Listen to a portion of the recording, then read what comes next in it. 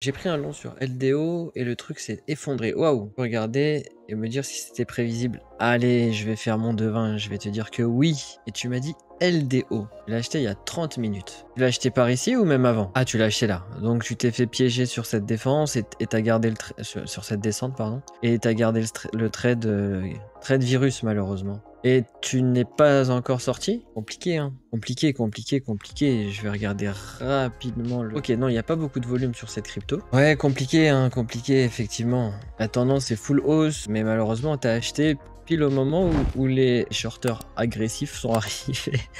Bon, le BTC tombe également, hein, donc c'est sûr que ça aide pas ta crypto. Je prépare juste un money management, mais je vais rentrer 2 fois sur le Solana. J'ai ma première entrée qui est juste là, et j'ai une deuxième entrée qui se trouve juste là. Le TP, il est juste ici. L'idéal, c'est d'avoir un cours moyen qui se trouve là, au-dessus des 94 500.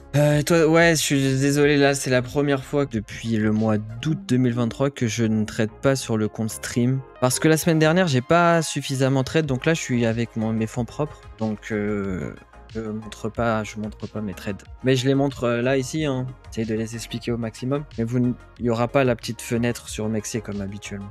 Tu peux m'expliquer s'il te plaît sur un long ou short x4, si on met 100 €, quels sont les gains possibles? Je suis nouveau.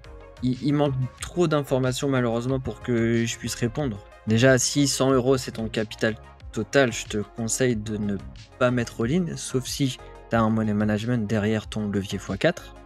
D'accord? Le hedge, c'est la couverture. Il y a énormément de manières de se couvrir, mais grosso modo, tu vas couvrir ton exposition et tu vas garantir, entre guillemets, les gains courants. Je vais te donner l'exemple de CryptoDrazy. Il a short le BTC, il a short ici. Donc on va dire que son SL est au-dessus des 50, voilà, il est là. Et il est en position actuellement. Et il a un TP, on va dire, beaucoup plus bas.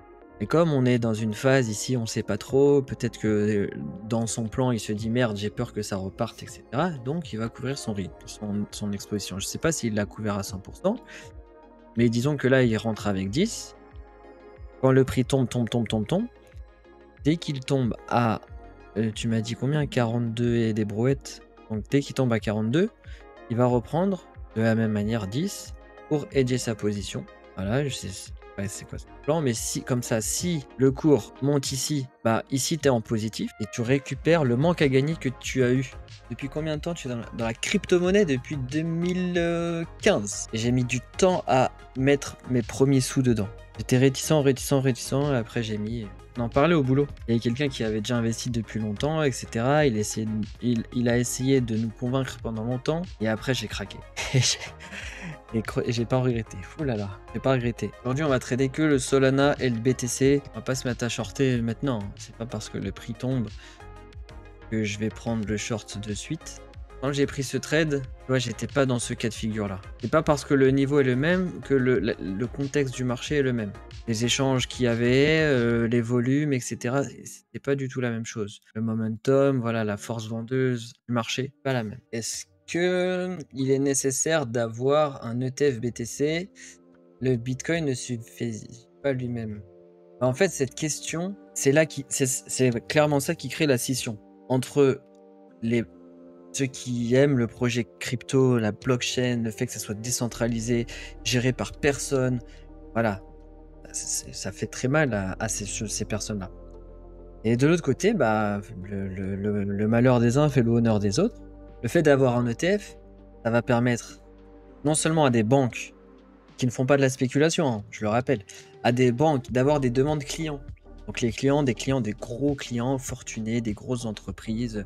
Est-ce que tu peux me créer un fonds lié à un pourcentage du BTC? Voilà. Et les structureurs, les ingénieurs financiers, ils vont pouvoir créer des produits financiers grâce à cet ETF. Il y aura une nouvelle demande sur le marché financier. Donc il y a la sphère réelle, l'économie, c'est nous, etc. On va acheter du pain, tout ça. Et la sphère financière.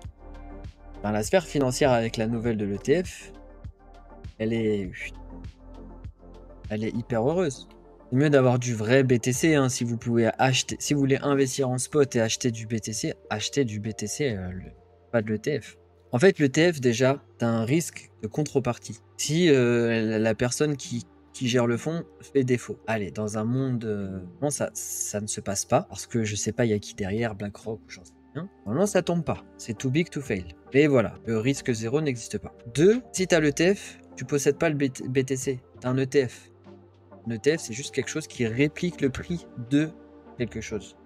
Donc toi, si tu veux avoir le Bitcoin parce que tu veux investir dedans, bah voilà, achète du BTC. C'est comme le mec qui veut investir dans l'or, bah il décide d'acheter l'ETF, un ETF qui réplique l'or, un fonds qui réplique l'or, au lieu d'acheter du vrai or physique et le mettre dans une banque. Il est là.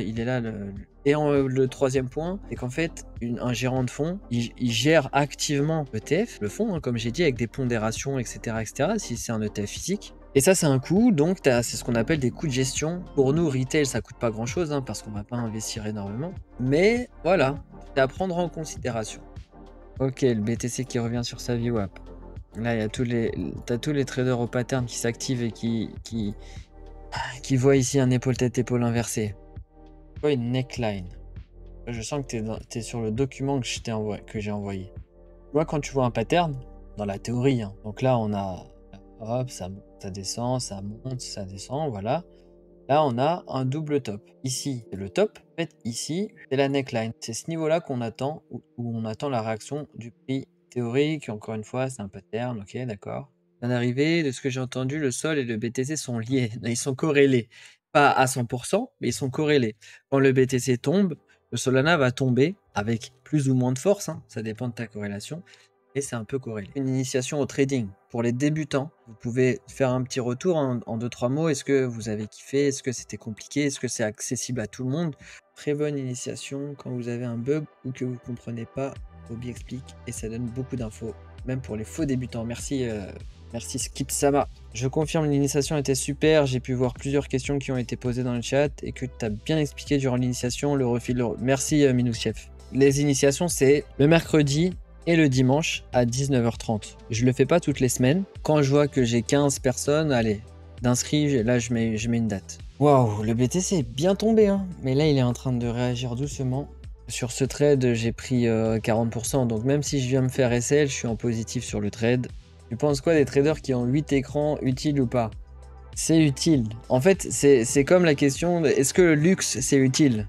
C'est pas utile jusqu'au moment où tu goûtes au luxe et après t'aimes trop le luxe, quoi. Tu veux que du luxe, c'est ça. Tu peux très bien t'en tirer avec 3 écrans, mais c'est vrai qu'en salle, t'as 6 écrans, mais 6 écrans qui font la taille de 2. C'est des super écrans larges comme ça, curvés. Donc c'est comme si t'en avais 12. Et à un moment donné, 12 c'est 12 quoi. T'en as une t'as un écran qui va te servir pour ton Outlook, enfin pour tes mails, un autre ça sera ta page Excel, un autre ta page internet, et voilà, tu touches plus à rien. T'as 2 ou 3 pages d'Excel, d'autres c'est Bloomberg, et d'autres c'est sur des codes, un peu d'algo. T'as une zone de TP. Non.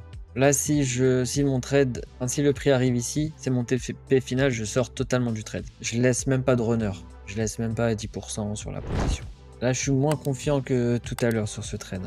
Beaucoup moins confiant. Le prix a violemment été... le BTC a violemment été racheté, il est là, ici. Beaucoup de volume, boum. On tient le plan. J'ai dit que je laissais mon SL là. Je laisse le SL là. J'ai racheté le SL. C'est pas pour le mettre à BE. On est au-dessus des 94. Le point pivot encore très haut. Ça, il y a moyen que ça se fasse SL après avoir pris le TP1. On est encore loin de la VWAP, hein. Bon, écoutez, on va rester sur ces 2 trades. On va aller raid une personne, le monteur vidéo, celui qui fait les petites vidéos YouTube, celui qui fait les petits shorts, les petits TikTok. On va lui donner de la force. Ciao à tous, c'était Tassa.